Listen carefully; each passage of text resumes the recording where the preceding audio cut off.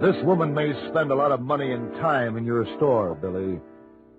But is a good customer worth more than your life?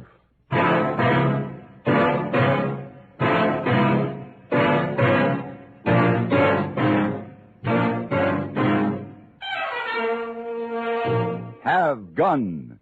Will Travel. Starring Mr. John Daner as Paladin. San Francisco, 1875. The Carlton Hotel, headquarters of a man called Paladin.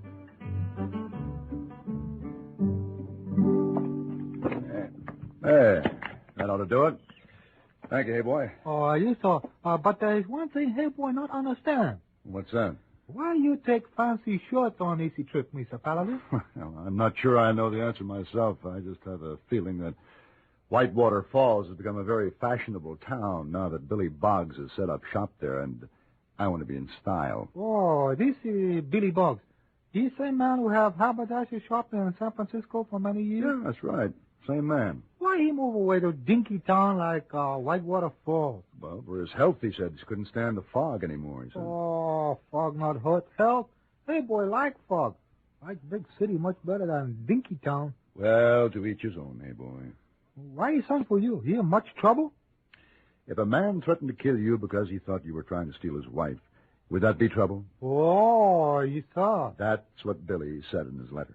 Oh, my, could be big sad mess. We'll see, hey boy, but it's hard to believe that Billy Boggs is mixed up with a woman, especially a married woman. He never seemed to be the type. Oh, can't always tell a man by the way he looks, Mr. Paladin. Ordinarily, I'd agree with you, but not when it comes to Billy Boggs. But we'll see, hey boy. We'll see.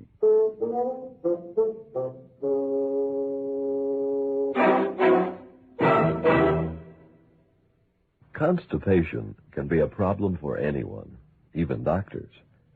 And when constipation occurs, it's interesting to see just what doctors consider important about a laxative they might use or recommend. Well, a majority of the doctors we heard from had this to say. A laxative should be effective, gentle, close to natural acting. A medicine that can be used with complete confidence. Now, X-Lax has been popular with many doctors and millions of people over the years because chocolated X-Lax is effective. Overnight, it helps you toward your normal regularity. X-Lax is so gentle, so close to natural acting, there's no upset. That's why many doctors and millions of people use X-Lax with complete confidence. X-Lax, the laxative that helps you toward your normal regularity, gently, overnight.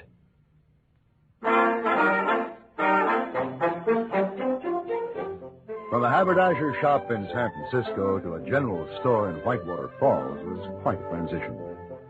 From the street, it looked like any other general store anywhere, but inside, it looked more like Billy Boggs, except for one big difference. He was now specializing in women's apparel instead of men's. More than half the floor space was devoted to a ladies' department where the latest Paris styles were proudly displayed. The more mundane items found in a general store like cheese and coal oil were crowded to the corners. Billy Boggs personally attended to fashion, and I must admit he had a style all his own. I declare, Mr. Boggs, this was a dreary town before you brought high fashion to us. Well, it's a privilege and a pleasure to adorn beauty such as yours, Mrs. Thompson. Oh, Mr. Boggs, how you do go on.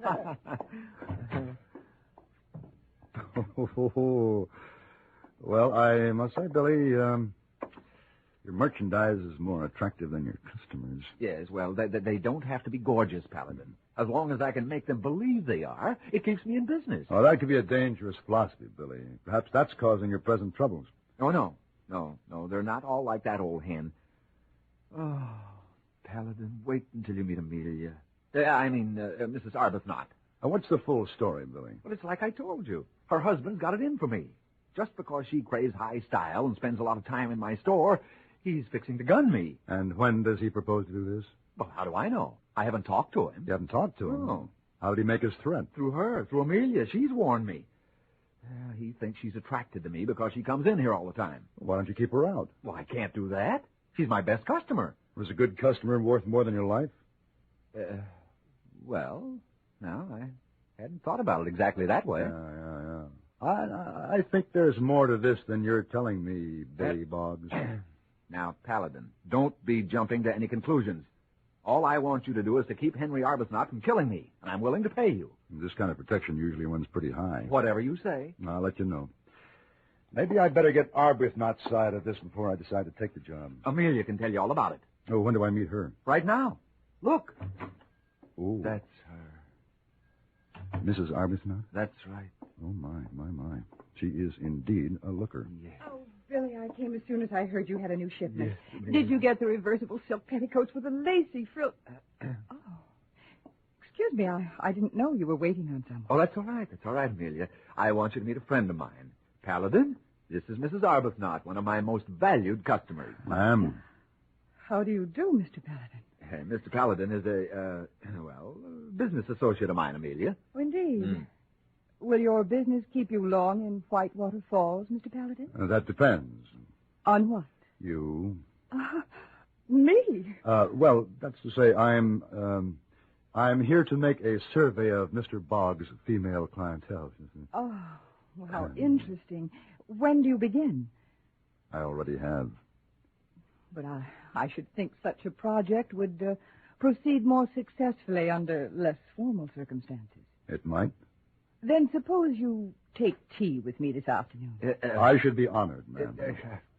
Amelia, I should like to direct your attention to these perfectly entrancing bonnets. Later, Billy, later. I seem to have lost my interest in clothes for the moment. But, Amelia... Billy can direct you to my house, Mr. Paladin. I'll expect you at 3. I'll be there. Until then. Until then.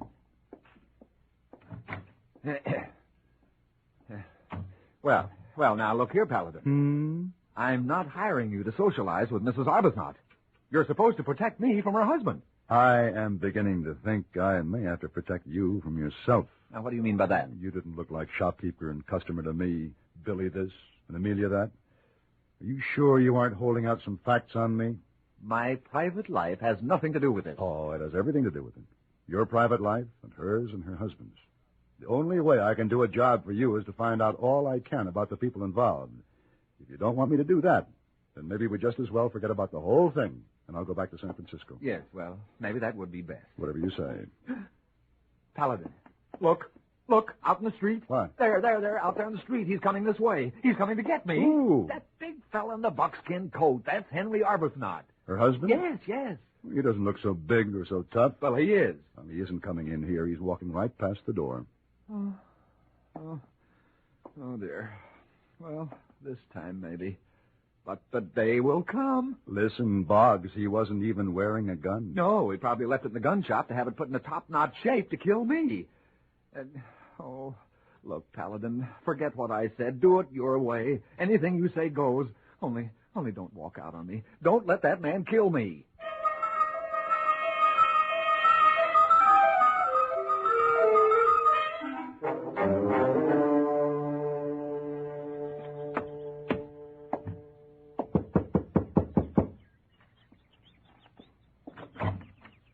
Mr. Paladin, how nice of you to come. I've been looking forward to it. You say the nicest things. Come in. We can have tea in my private sitting room. Oh, how cozy. Come. A lovely home. We enjoy it. Mm. In here. Thank you. Come now. Sit here beside me on the love seat. Is there room? We'll make room. There. Now, I didn't know you were such a famous man, Mr. Paladin. Am I? My husband told me all about you. He did? Yes. How many men have you killed, Paladin? Well, quite frankly, I don't recall. Have you ever killed over a woman? Over a woman? Oh, it must make a man feel like a god to kill for his woman. To stand there, gun smoking, looking down on his dead rival, knowing what a prize is waiting for him. I wouldn't know. Come now, Paladin, don't be modest. And then how must she feel? The woman these two men have fought over. For that moment she must Oh, she must feel indeed like a goddess at whose altar a human sacrifice has been laid. She might, if she were as romantic as you are. Do you find me so, Mr. Paladin? Well, maybe you've been reading too many novels. I do read a great deal. But then why shouldn't I? Nothing ever happens in Whitewater Falls. Like men being killed over a beautiful woman. Oh, who would do that in this town? A bunch of farmers who never shot anything more dangerous than a jackrabbit. Billy Boggs tells me your husband was once pretty handy with a gun. Well, he was, to hear him tell about it. I suspect he could still outdraw anyone in these parts, except you, Mr. Paladin. Ooh, I'm not looking for any trouble. I'm trouble, Mr. Paladin. Are you? For the right man. Are you the right man, Paladin? Right man for what? For me? Well, I hadn't given it much thought. But you will, now that you know I have. Won't you, Paladin? It does seem to give it some immediacy. You're him, Paladin. You're what I've been waiting for. And there's really nothing much I can do about it, is there? Nothing but a seed, gracefully. And you won't find that too much trouble, will you, Paladin? Not when you're this close to me, ma'am. Amelia. Oh, Pen. You must be Paladin. Yes, that's right. Excuse the interruption. Sit down. Why, Amelia said you'd be coming to call. Oh, she did? Yes. Amelia has no secrets from me, have you, my dear? None, Henry. Why should I? So, if you'll get that nervous hand of yours away from your holster, I'd like to shake it. Hmm? Oh, yes, of course. I'm glad to meet you, Mr. Arbuthnot. And I to meet you, Paladin. You're so famous, you're practically a legend. But as you can see, as human as the next man and as susceptible to temptation. He who is without sin, let him throw the first stone. You see what I mean, Paladin. You see the kind of heroes we grow in these parts. Now, Amelia, are you going to start that all over again? No, Henry, what good would it do?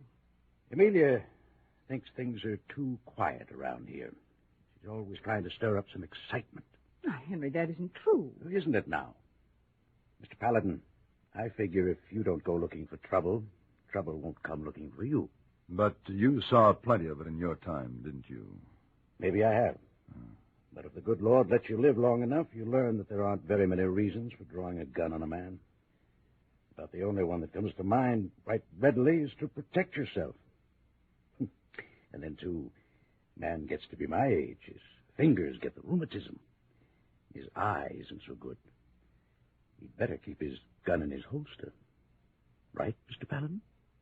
If you say so, Mr. Arbuthnot. However adept Henry Arbuthnot may once have been with a gun, it was clear that he was no longer a threat to anyone. He had a philosophy of non-violence and a body that was tending to go flabby. Billy Boggs was safe, and I told him so. You're sure? Positive. Whether you're selling her ribbons, yard goods, Paris hats, or your special brand of sweet talk, you're safe. I told you, Paladin, our relationship is strictly business. Whatever it is, your life is in no danger and never was. Yeah. Now, you say Arbuthnot's got a philosophy or whatever it is? Huh? But he could change his mind, couldn't he? Sure he could, but he won't. You sound mighty positive. I am. Why? Well, he's not as young as he once was. He's slowing down. He's got a touch of rheumatism in his gun hand. Is that a fact? Eyes aren't as sharp anymore. I never knew that. What are you going to do now, Billy? Play footsie with that wife of his under his nose or face up to it like a man and run away with her? Neither, Paladin, neither. But in any case, my plans no longer concern you. That they don't, and I'm mighty glad to be out of it. Are you going back to San Francisco? Might as well. No stage until tomorrow morning. I'll be on it. But if you need me, I'll be around till then.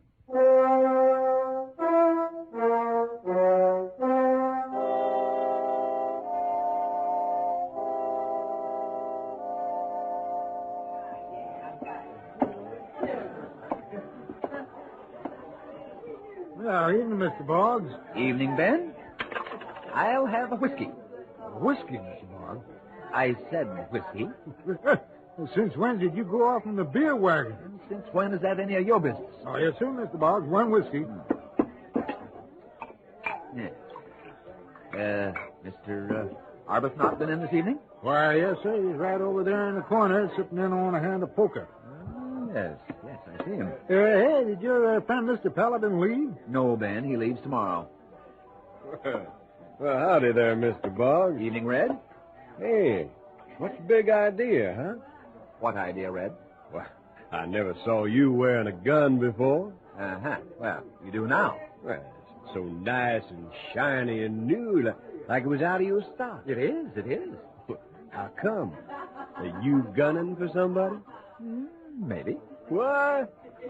Oh, no. Now, what's so funny? You, on the prowl. You. Now, don't you upset me, Red. I'm not gunning for you, and I don't want to. Well, you better not be. Oh, be quiet. Oh, there, he's coming this way. What, you gunning for him? You stick around and see. Arbuthnot? Henry Arbuthnot. Oh, good evening, Bogs. Arbuthnot, the time has come for a showdown. Indeed. Yes, it's you or me. Go home and sleep it off, Bogs. Now, don't you tell me what to do. Don't you tell me anything. Well, that's fair enough. Good night, Bogs. Now, wait a minute. Here now. You don't walk out on me. I'm not finished yet. You hear me, Arbuthnot? I'm not finished with you. You better stop right where you are. I'm not anxious to shoot you in the back, but I will if necessary. Why don't you go home, Bogs? I've got no quarrel with you. Well, I've got a quarrel with you, and we're settling it right now. So go on. Go for your gun. What's the matter? You getting too old for gunfighting? It's a sure thing you're too old for that young wife of yours. You leave her out of this. I can't. She's right in the middle of it. She's sick to death of you, Arbuthnot. Didn't you know that? Everybody else in town does. Everybody else knows what's been going on between us. Seems only fair to let you in on the secret. Well, you...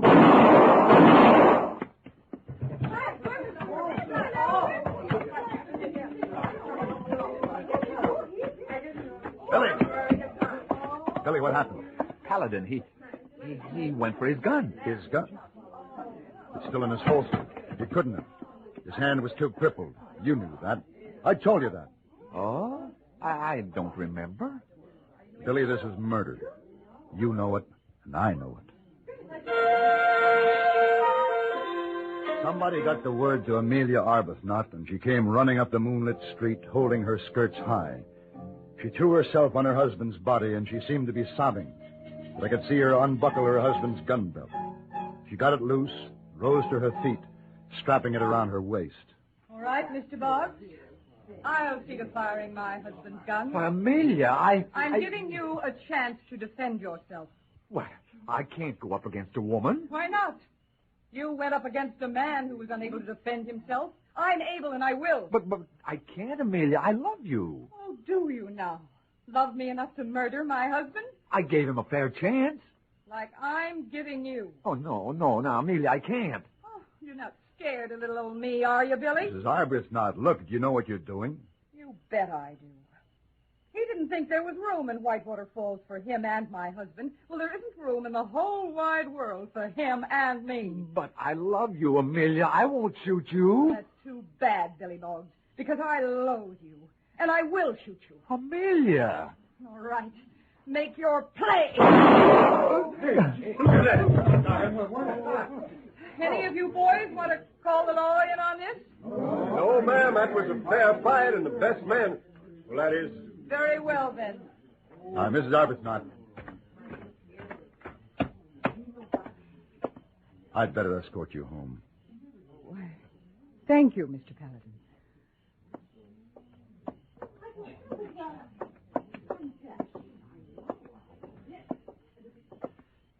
You knew he wouldn't draw on you, didn't you? Aren't you forgetting? No, I'm remembering. I didn't realize you had such a strong feeling for your husband. I didn't. But you just killed Billy to avenge his murder. Not to avenge my husband's murder, Paladin. To remove Billy. I don't understand. Well, Billy Boggs was such a dreadfully silly little man. But he did do us a favor. Us? You and me. He did us the favor of removing Henry. I'm grateful. But we wouldn't want Billy around bothering us, now would we? What a pity you didn't talk it over with me first. What do you mean? Haven't you understood a word I've said? Every word, Mrs. Arbuthnot. Every word. And all I've got to say to you is good night.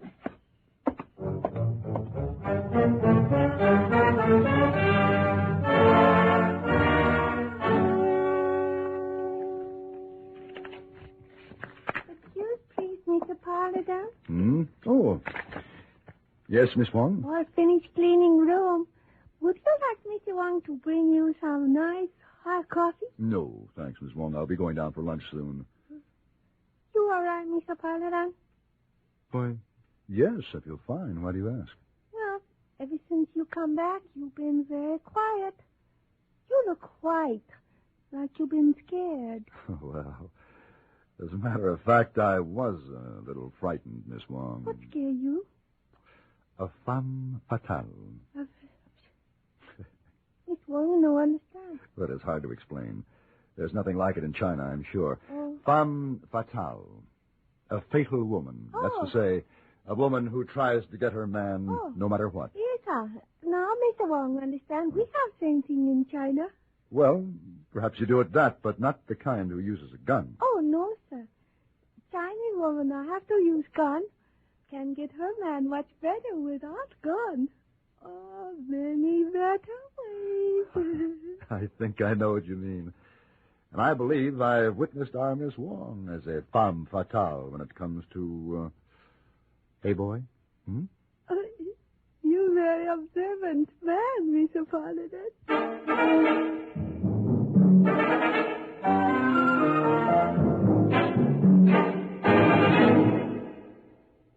Be sociable, look smart, keep up to date with Pepsi, drink light, refreshing Pepsi, stay young and fair and debonair, be sociable, have a Pepsi.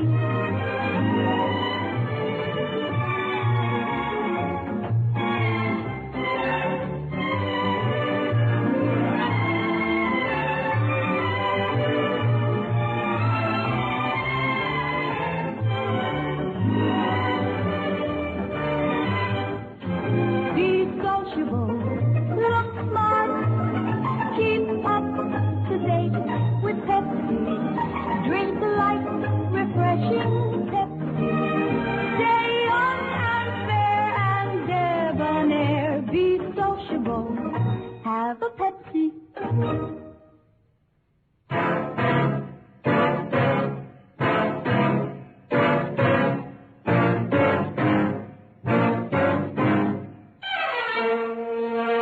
Have Gun, Will Travel. Created by Herb Meadow and Sam Rolfe, is produced and directed in Hollywood by Frank Paris and stars John Daner as Paladin, with Ben Wright as Hey Boy and Virginia Gregg as Miss Wong. Tonight's story was specially written for Have Gun, Will Travel by William N. Robeson. Featured in the cast were Olin Soleil, Jack Moyles, Russell Arms, and Lynn Allen.